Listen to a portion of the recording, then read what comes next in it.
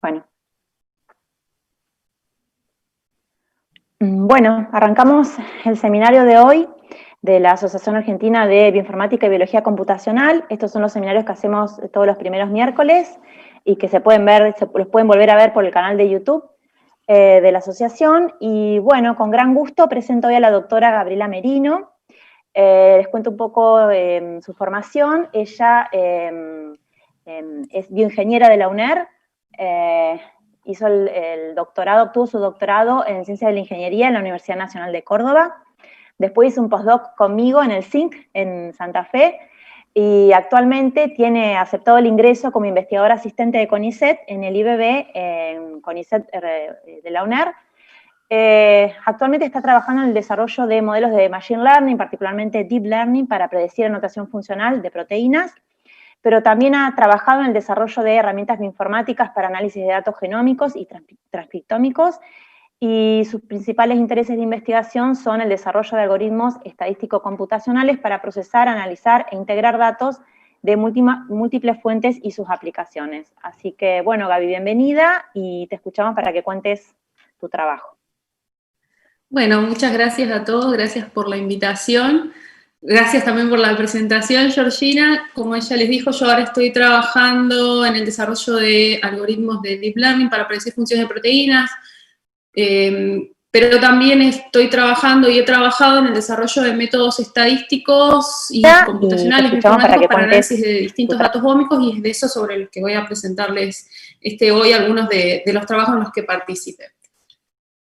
Antes de empezar a presentarles esto, sí me gustaría ponernos de acuerdo por ahí a qué nos referimos cuando hablamos de datos ómicos, ¿sí? Cuando hablamos de datos ómicos, en realidad lo que queremos hacer mención es a estos datos, ¿sí?, que han sido generados por tecnologías de alto rendimiento que nos permiten estudiar un gran número de features o características de una célula, de un tejido o de un organismo en forma simultánea, ¿sí? Cualquiera sea la tecnología ómica que nosotros estemos utilizando, el resultado de los experimentos ómicos suele ser uno o varios archivos que van a tener megas, gigas o terabytes de datos, que a su vez son de estructura compleja y por lo tanto requieren de este procesamiento, digamos, con herramientas estadísticas, herramientas informáticas para poder extraer información relevante, ¿sí? Entonces, particularmente, yo les voy a presentar algunos métodos aplicados a datos genómicos, ¿sí?, datos obtenidos a partir de la secuenciación masiva de ADN y datos transcriptómicos obtenidos a partir de la secuenciación masiva de ARN. Una de las aplicaciones, particularmente voy a hablar de dos tópicos. Una de ellas es la imputación de datos faltantes en matrices de genotipificación por secuenciación, y la otra es el estudio del splicing diferencial con datos de RNA-seq y su aplicación al estudio del cáncer colorectal.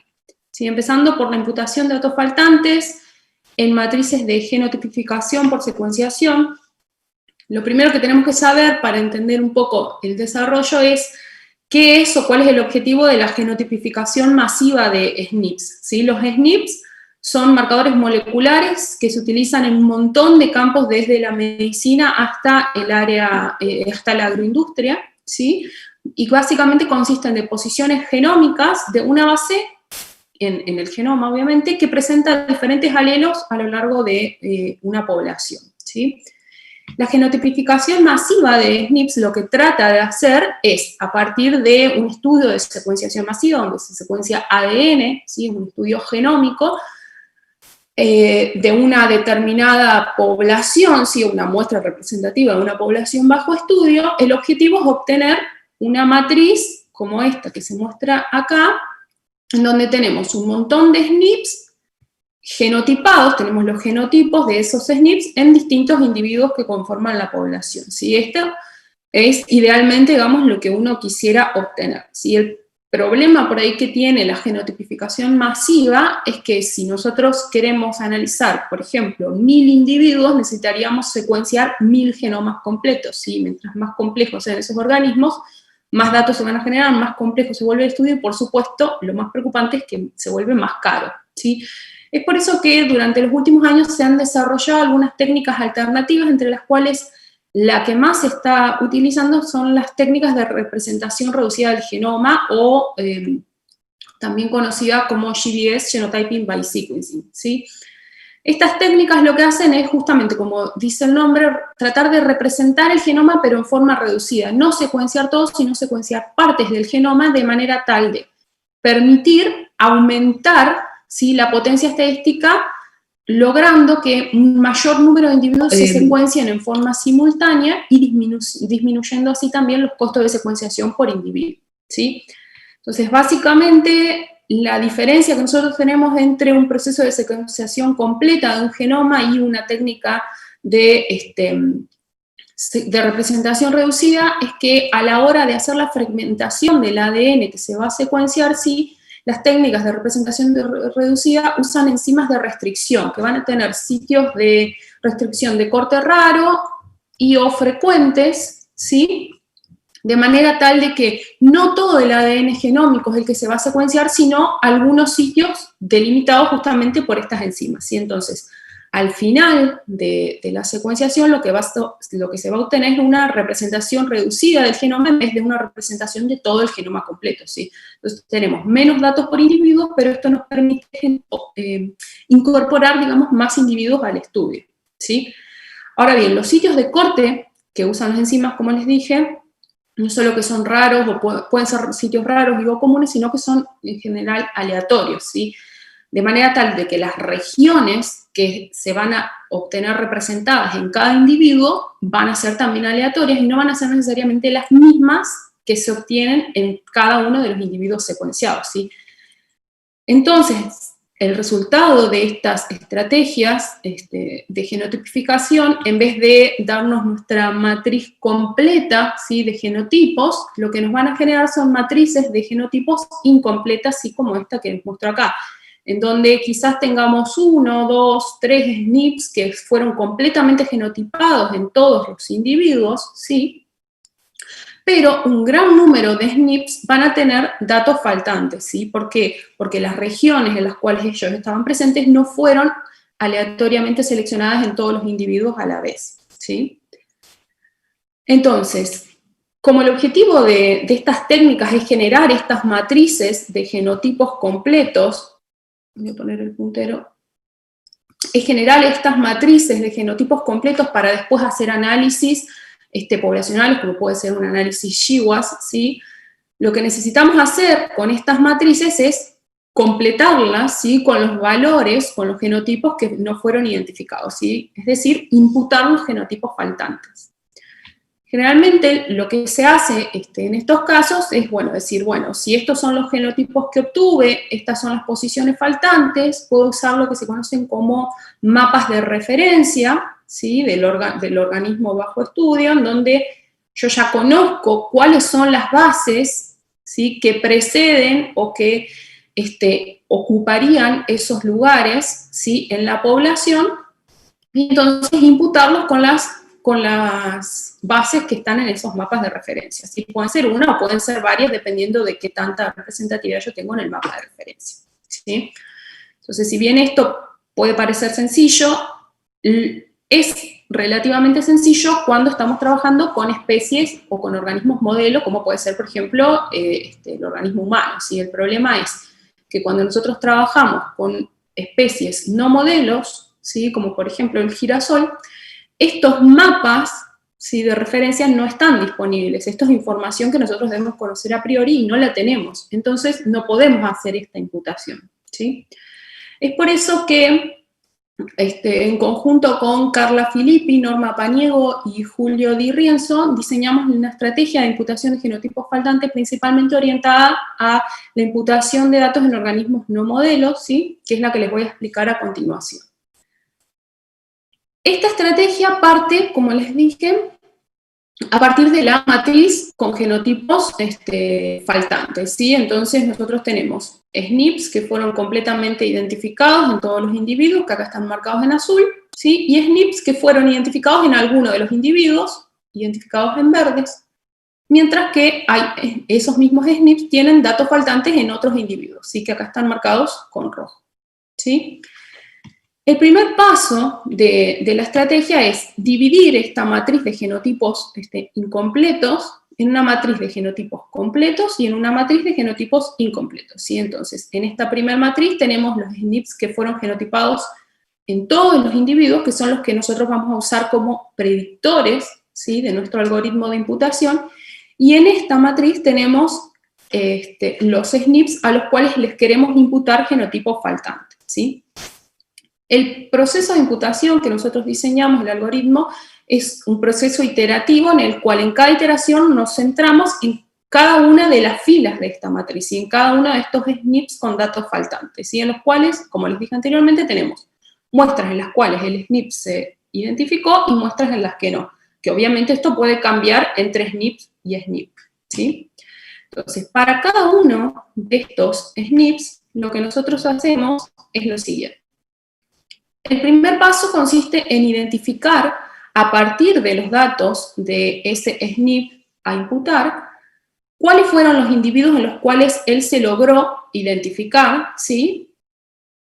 Obtenemos cuál es la denominación de estos individuos y los identificamos también en la matriz de genotipos completos, ¿sí? De manera tal de que esta matriz de genotipos completos la vamos a dividir en una matriz de genotipos completos en las muestras en donde el SNP se identificó, que es la que vamos a usar para predecir, y una matriz de genotipos completos en las muestras donde el SNP no fue identificado, sí, que es la que vamos a usar después para hacer la predicción y la imputación de los SNPs.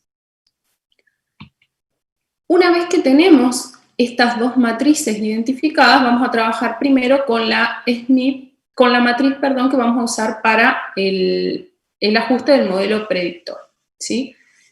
Antes de hacer el ajuste del modelo predictivo, lo que nosotros proponemos es analizar la correlación que existe entre los genotipos del SNP de interés y los genotipos de los SNPs que fueron genotipados, ¿sí? ¿Por qué hacemos esto? Bueno, porque sabemos que los SNPs están correlacionados, ¿sí? Más aún sabemos que hay una fuerte estructura de ligamiento que correlaciona, que hace que los SNPs se segreguen, que hayan grupos de SNPs que se segreguen en forma conjunta o no, ¿sí? Entonces, para tener en cuenta esta información que nosotros conocemos desde la perspectiva biológica y además para reducir los costos computacionales, es decir, optimizar el algoritmo desde una perspectiva computacional, lo que hacemos es analizar, tratar de identificar cuáles de todos los SNPs que podríamos usar como predictores están correlacionados con nuestro SNP de interés, de manera de reducir la dimensionalidad de las predictoras, ¿sí? Una vez que logramos esto, lo que hacemos sí es ajustar el algoritmo de predicción. En nuestro caso, lo que usamos como algoritmo predictivo es un random forest, ¿sí?, que recibe, digamos que se nutre de la información de los SNPs completos para predecir los genotipos del SNP a imputar, ¿sí? Durante el proceso de ajuste de este random forest, por supuesto, nosotros los datos que usamos son los datos de los individuos en donde el SNP fue genotipado, ¿sí?, que identifiqué anteriormente. Una vez que nosotros tenemos el random forest ajustado para ese SNP en particular, lo que hacemos después es hacer la predicción de los genotipos en las muestras en donde el SNP no fue identificado y con esos genotipos después podemos sí proceder a la imputación. Ahora bien, durante todo este proceso hay dos pasos en los cuales nosotros podemos proponer y analizar distintas alternativas, ¿sí? Uno de ellos es a la hora de analizar la correlación entre SNPs, ¿sí?, y otro es a la hora de hacer la imputación, ¿sí? Teniendo en cuenta las alternativas que nosotros tenemos en estas dos etapas, nosotros diseñamos 6 diferentes variantes del algoritmo propuesto. Por un lado, basándonos en el análisis de correlación, nosotros consideramos 3 alternativas. Ignorar la correlación que haya entre el SNP a imputar y los SNPs completos, es decir, usar todos los SNPs completos como predictores. Por otro lado, analizar la correlación entre el SNP incompleto y cada uno de los SNPs completos y usar, obviamente, como predictores aquellos SNPs correlacionados con el SNP de interés. Y por otro lado, restringir aún más el análisis de correlación solamente a aquellos SNPs que están en desequilibrio de ligamiento, con el SNP de interés, ¿sí? Digamos que desde esta alternativa hasta la alternativa que considera el desequilibrio de ligamiento entre SNPs, vamos de menos a más restrictivo, ¿sí? A su vez, a la hora de hacer la imputación, nosotros podemos decidir imputar todos los SNPs, es decir, haber hecho el análisis de correlación, seleccionado las predictoras, haber ajustado el random forest, predecir los genotipos faltantes y hacer la imputación directamente, o podemos usar el error de estimación, digamos, que obtuvo el random forest durante el entrenamiento para decidir si imputar o no esos SNPs, ¿sí? Es decir, de esta forma lo que podemos hacer es decir, bueno, si el algoritmo de predicción no es lo suficientemente bueno, no es lo suficientemente robusto, entonces no hago la imputación, ¿sí? De esta manera podemos evitar predecir genotipos que realmente no eran ciertos, ¿sí? O disminuir los falsos positivos. Entonces, combinando estas alternativas, nosotros generamos 6 diferentes variantes del algoritmo, ¿sí? Las denominaciones están asociadas a si consideran la correlación con el desequilibrio del ligamento y el error de imputación o no, ¿sí? Y después lo que hicimos fue evaluar qué tan robustas, qué tan buenas, digamos, son estas metodologías a la hora de hacer las predicciones. Y para esto, obviamente, tuvimos que obtener una base de datos de matrices de genotipificación completas, ¿sí? Sin datos faltantes, a las cuales les simulamos genotipos faltantes, y luego hicimos la imputación y comparamos los genotipos imputados con los genotipos reales, ¿sí? Entonces, en función del desempeño de cada una de las 6 estrategias evaluadas, nosotros analizamos la exactitud, la sensibilidad, la precisión y el F-score, ¿sí? De cada una de las alternativas. Como pueden ver, la alternativa más restrictiva, ¿sí? Es decir, la que solamente considera la correlación entre los SNPs, entre el SNP de interés y los SNPs que están en desequilibrio del ligamiento, con dicho SNP,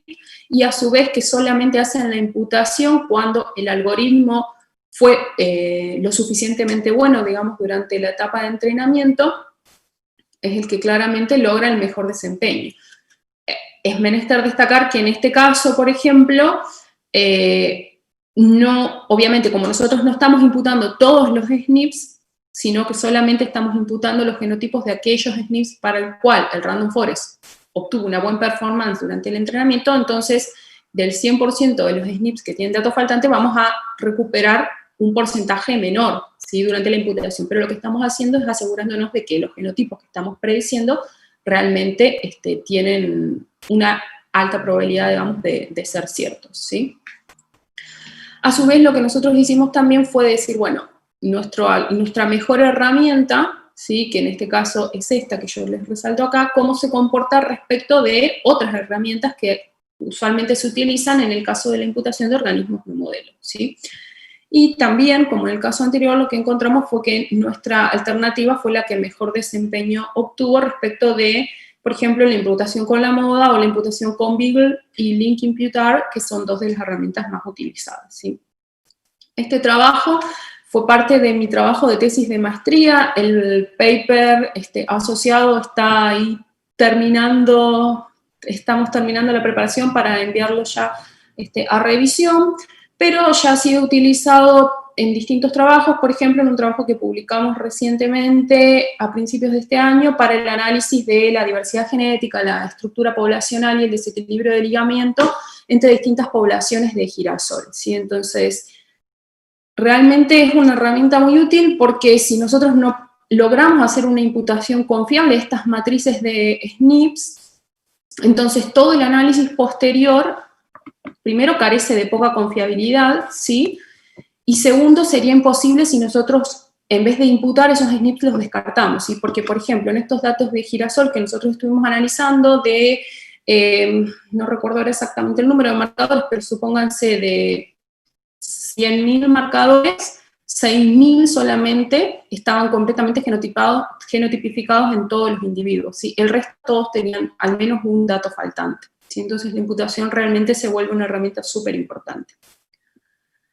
Ahora bien, pasando al campo de los datos transcriptómicos, ¿sí? Les voy a presentar un poco cómo hemos estado trabajando en el estudio del splicing alternativo, un poco enfocado en el análisis de splicing diferencial. y la aplicación en cáncer colorectal que hemos también estado trabajando.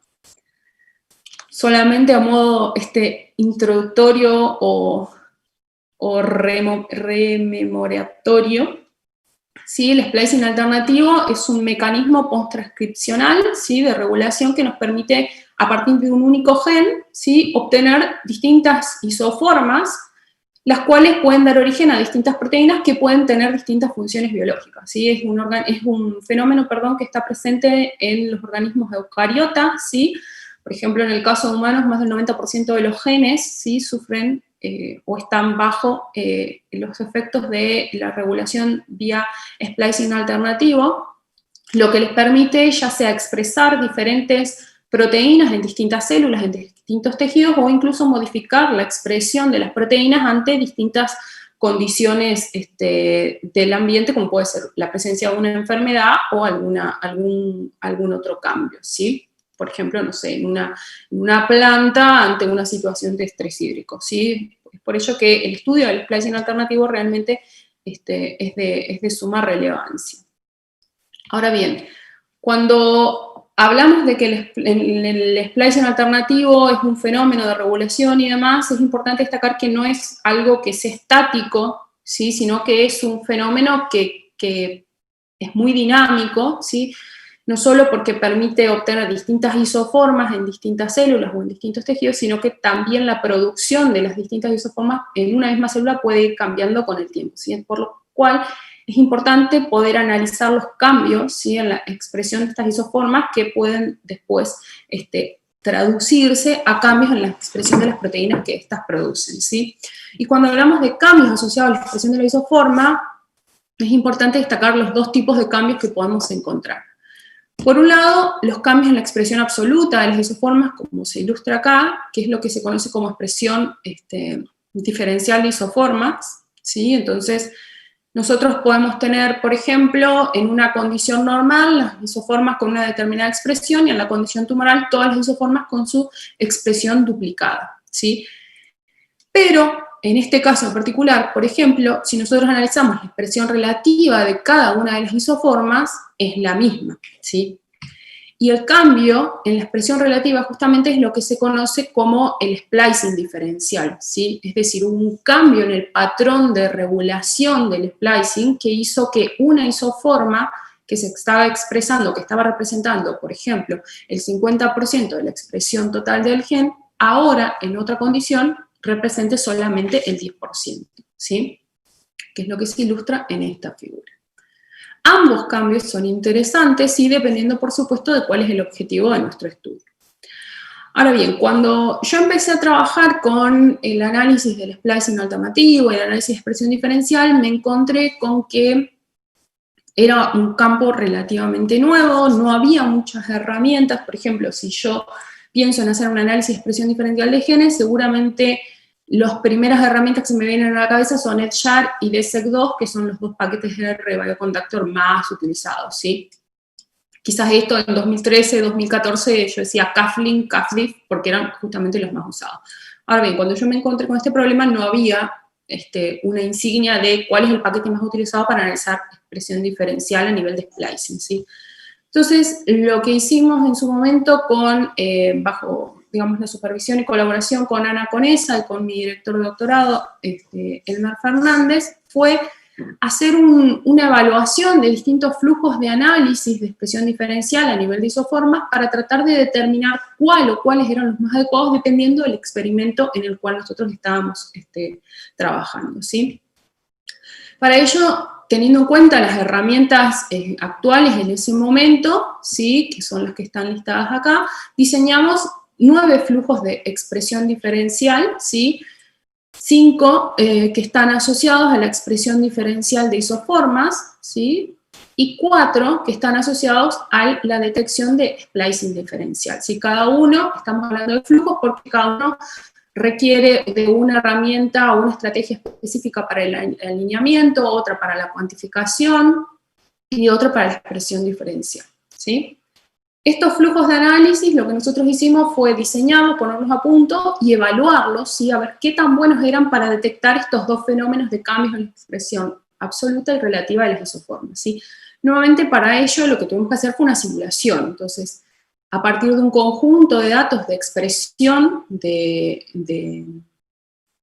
genes y o de isoformas y o de exones, ¿sí?, obtenidos a partir de RNA-seq, lo que hicimos fue simular distintas ocurrencias de cambios en la expresión diferencial de isoformas y en el splicing diferencial, ¿sí?, para obtener distintos escenarios. Escenarios, por ejemplo, con pocas réplicas biológicas, con muchas réplicas biológicas, con mayor porcentaje de genes con splicing diferencial, menor porcentaje de genes con splicing diferencial, etc. ¿Sí? Una vez que hicimos esta simulación, lo que hicimos fue comparar los distintos flujos de análisis, ¿sí?, al igual que en el caso anterior, analizando las métricas de performance, sensibilidad, precisión, exactitud. Y como resultado resumimos nuestros hallazgos, ¿sí?, en lo que nosotros llamamos un benchmark de estos flujos de análisis, ¿sí?, cuyo objetivo es orientar, digamos, a las personas que se encuentran en esa etapa que yo estaba al principio, ¿sí? Es decir, tengo este conjunto de datos, quiero analizar splicing diferencial, pero la verdad es que no sé qué herramienta usar. Bueno, la idea de el objetivo de nuestro trabajo es decir, bueno, si tenés un número alto de réplicas y te interesa priorizar, por ejemplo, la precisión, entonces puedes usar o Noisec o Lima para hacer expresión diferencial absoluta de isoformas y Lima DS para hacer splicing diferencial, donde obviamente estas denominaciones refieren a estos flujos que están acá presentados, ¿sí? Este trabajo, la verdad que fue un trabajo muy lindo, para mí fue muy constructivo porque me permitió detectar un montón de falencias que tenían los algoritmos de splicing diferencial, ¿sí? Esta es la publicación en donde nosotros presentamos este benchmark, si alguno lo quiere consultar. Y como les decía, este trabajo a mí me permitió detectar algunas falencias que vienen en los algoritmos de detección de splicing diferencial, ¿sí? Recordando solamente, cuando hablo de splicing diferencial, estoy hablando de cambios en la proporción de las isoformas, ¿sí?, en determinadas condiciones. Ahora bien, ¿cuáles son estos problemas? Bueno, estos problemas en realidad están muy ligados a la dificultad que tiene la cuantificación precisa, ¿sí?, de las isoformas. Es decir, yo hago un experimento de RNA-seq, tengo las lecturas de RNA-seq, y necesito decir, esta lectura viene de la isoforma A, de la isoforma B o de la isoforma C, ¿sí? Si nosotros hablamos a nivel de un gen o a un nivel de exón, fácilmente podemos decir, las lecturas roja, violeta y azul, las tres vienen de este gen, ¿sí? Las tres mapean acá, perfecto. La roja viene del exón 1, la violeta viene del exón 2 y la azul viene del exón 3, perfecto. Ahora, cuando tenemos que discernir respecto de qué isoforma viene, esto es muy difícil. ¿Por qué? Porque las isoformas están altamente solapadas, ¿sí? Entonces, por ejemplo, en este caso, la lectura roja podemos fácilmente asociarla a la isoforma A, pero las otras lecturas no podemos asociarla a una de las isoformas, ¿sí? Por ejemplo, en el caso de la violeta, lo único que podemos decir es que no viene de la isoforma B porque esta no tiene el segundo exón, ¿sí? Pero ¿cómo podemos hacer para discernir si viene de la A o de la C?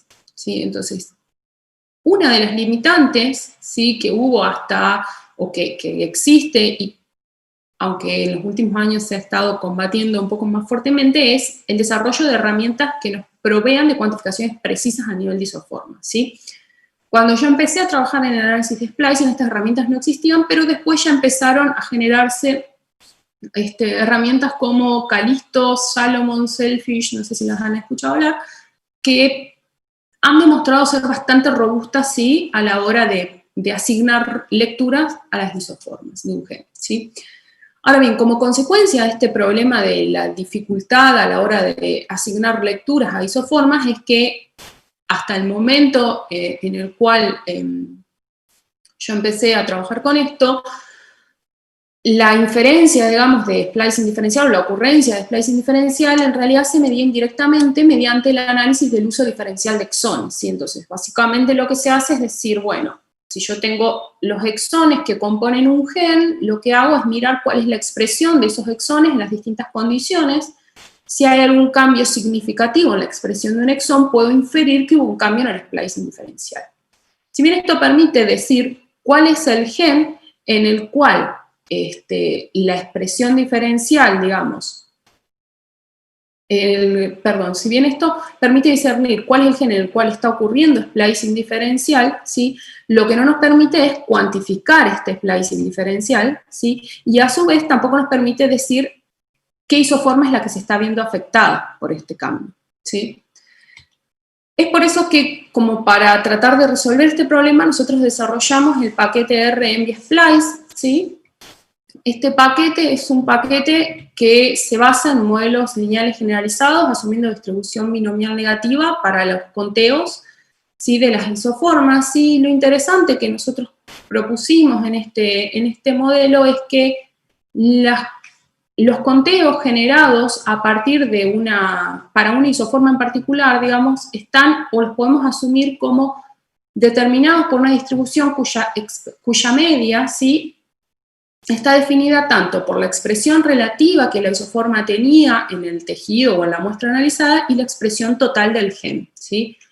De manera que a partir de estas hipótesis nosotros podemos ajustar modelos a nivel de genes en los cuales vamos a representar, por un lado, la contribución específica que cada isoforma hace a la expresión total, por otro lado, la contribución de la condición experimental, y a su vez podemos medir cuál fue el cambio en el uso de las distintas isoformas, ¿sí? Debido al cambio en las condiciones experimentales. Con estos modelos ajustados podemos después hacer pruebas de cociente de verosimilitudes para evaluar los cambios en la expresión relativa de las isoformas debido justamente al cambio en la condición experimental, y usar unas pruebas como por ejemplo la prueba de Siemens que nos permitan hacer un análisis global a nivel del gen que nos sirva para medir a nosotros en forma directa la ocurrencia o no del splicing diferencial, ¿sí?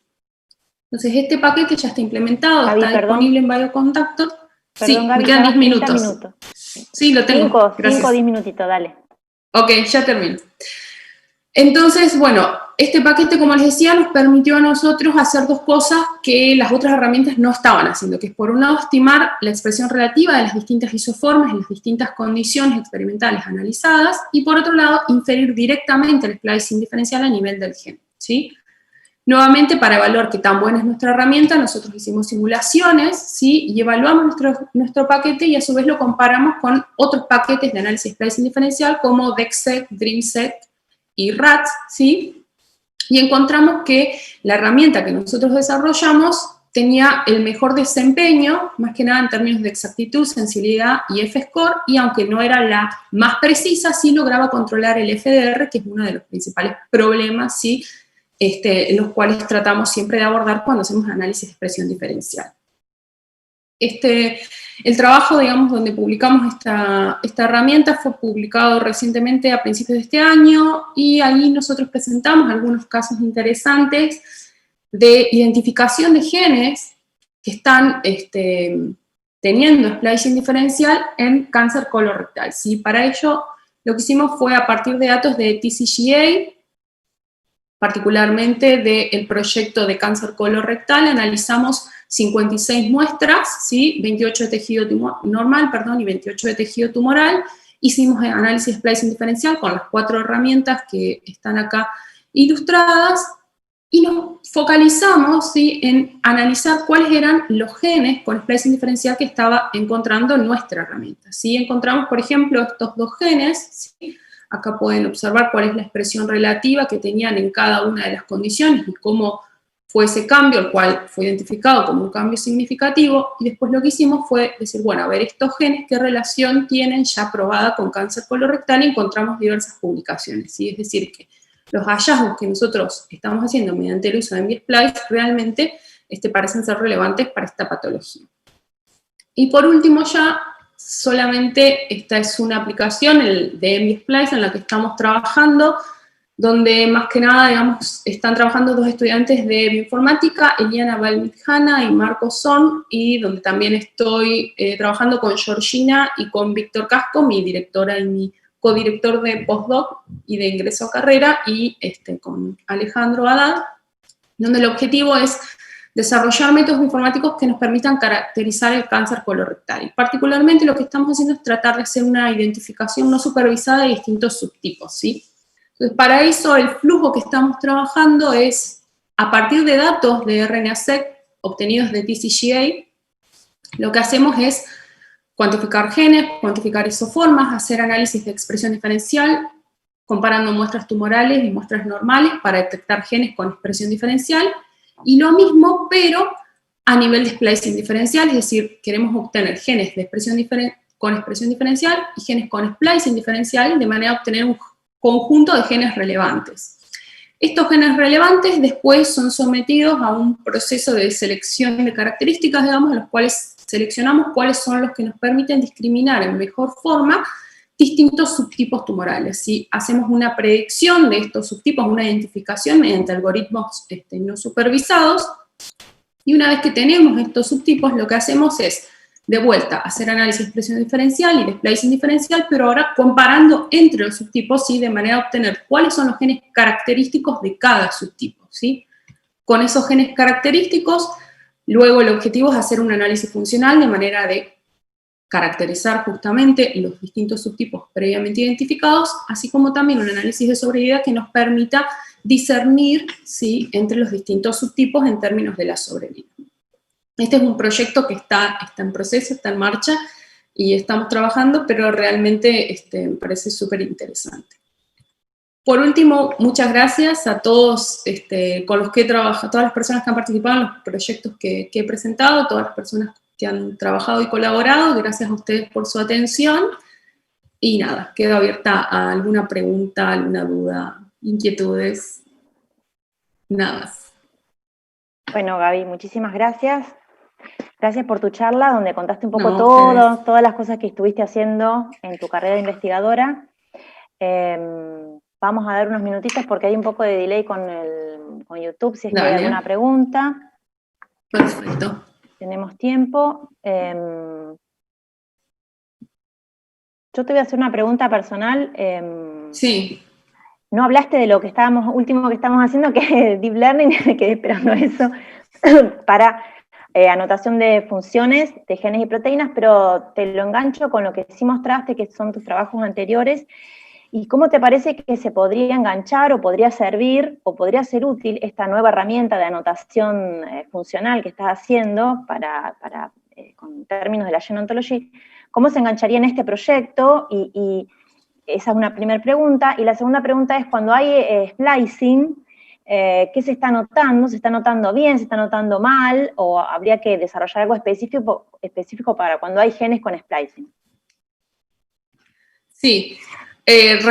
No hablé del proyecto en el que más estoy trabajando, digamos que es un proyecto postdoc de predicción de funciones de proteínas, más que nada porque como ya había hecho la presentación anteriormente en el Congreso de Mujeres, y también lo había presentado en el seminario de la RCG Chile, que me habían invitado y demás, para no ser reiterativo, por eso no lo volví a mencionar, sí, pero como vos bien mencionás, en realidad están bastante relacionados. De hecho, este proyecto, la continuación, por así decirlo, el objetivo, la continuación que tendríamos, en la cual lo asociaríamos a la predicción de funciones, sí, es tratar de usar estos algoritmos que estamos haciendo para predecir funciones para determinar cuáles serían las funciones de las distintas isoformas, ¿sí? De las proteínas del gen que se producen, ¿sí?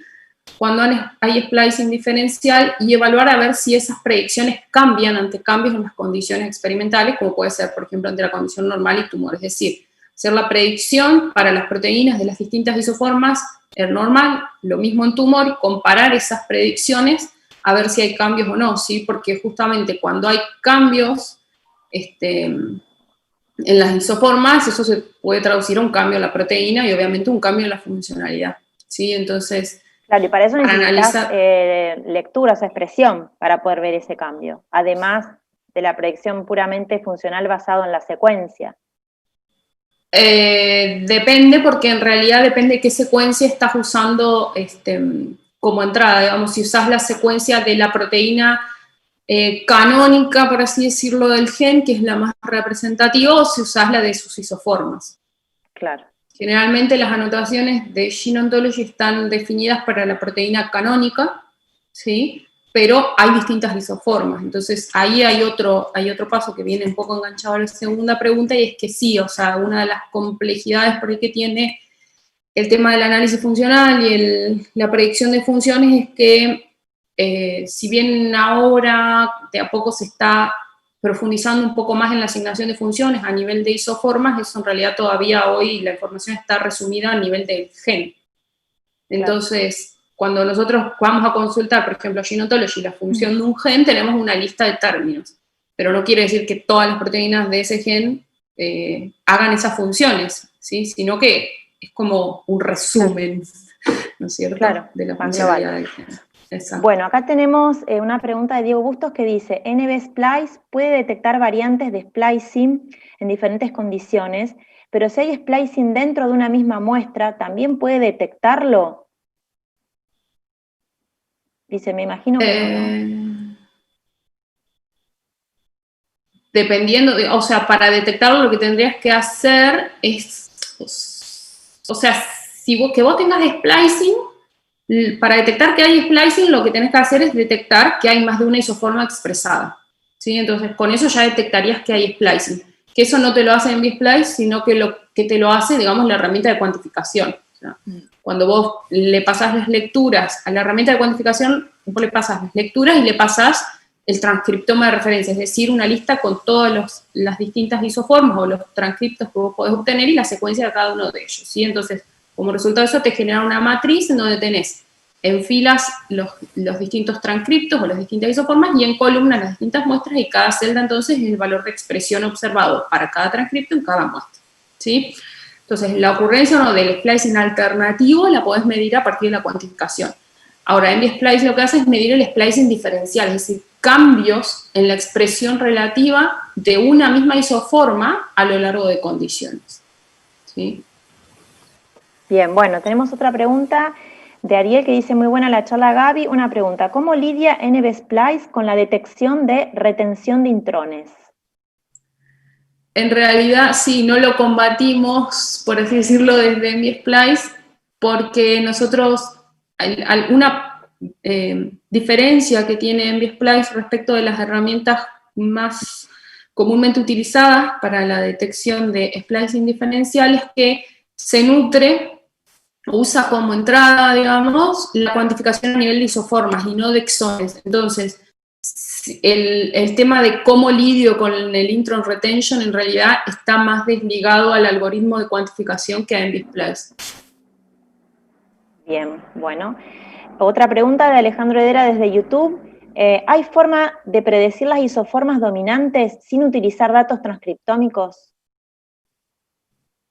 Y depende, creo yo, a qué refiera como dominante, porque si hablamos de en cuanto a expresión, o sea, generalmente la isoforma, lo que se conoce como la isoforma mayor o la isoforma dominante, refiere a la expresión, es la que más se expresa, que no es la canónica, por así decirlo, que suele ser la más larga. Que eso sí, ahí sí, lo que necesitas en realidad es comparar secuencias, digamos, ¿no? Y podés discernir, digamos, ¿cuál es? Y para eso necesitas datos transcriptómicos o datos de... Claro. Sí, porque tenés que tener, digamos, identificada la isoforma. Claro, si no, no hay forma, está. Si no, o sea, a partir del genoma, digamos, no lo podés... Necesitas detectar. Que se procese a pre-ARN mensajero y que después se procese para generar la isoforma para detectar la isoforma, digamos. Bien. O sea, quizás lo podrías hacer no con las tecnologías de secuenciación de tercera generación, de single, tipo un PacBio, en el cual vos secuencias transcritos, ¿sí? Pero necesitas secuenciar, digamos.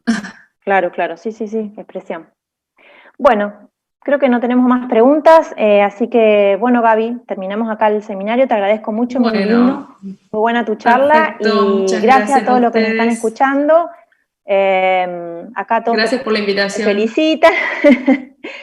y gracias, y bueno, nos encontramos en el próximo seminario, el primer miércoles de diciembre. Ya está publicado nuestros dos speakers, así que bueno, nos vemos, gracias a todos. Bueno, muchas gracias. Gracias, chau, chau. Gaby.